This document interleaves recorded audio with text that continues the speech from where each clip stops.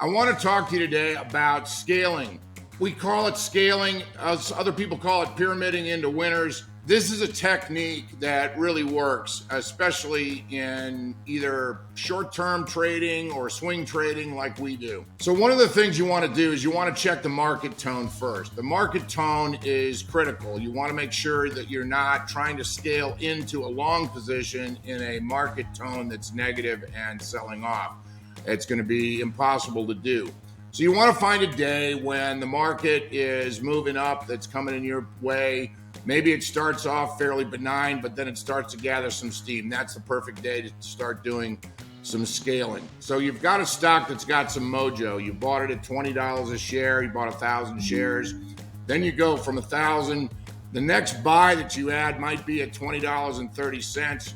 That's going to be something that maybe you do 200 shares there. So 20% of your initial position. The next one might be at $20.60 or 75 cents. So you'll do another 200, 250 shares there. So then you get to 21 that day. Maybe it's 21 and a quarter. You're going to buy another 200 shares. That's scaling into a winner. You're buying it as it's moving in your direction, okay? The way to think about this from a mental standpoint is I'm going to reward the stocks that are winning for me, and I'm going to punish the stocks in my portfolio that are not moving my direction. Those are stocks I'm selling, and I'm using the capital from the losers to pay into adding to the winner, okay? So mathematically, we're going to go through this in a minute, but mathematically, you can actually pick 10 stocks and buy $10,000 of each one. You can be wrong on 7 of them where they go the wrong direction. Let's say 2 of them are not going the right direction, but they're not going the wrong direction either, so they're kind of flat for the day. But you've got one that is moving, and it's moving really righteously for you. It's moving your direction.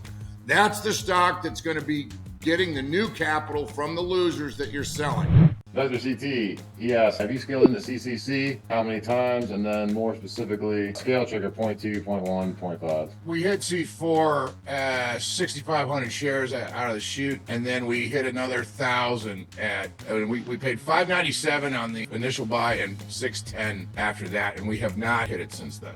Right about here was the last buy. So we paid about $610. It's probably time to hit it again, except that it went to 630. We might hit another 1,000 here, before the close.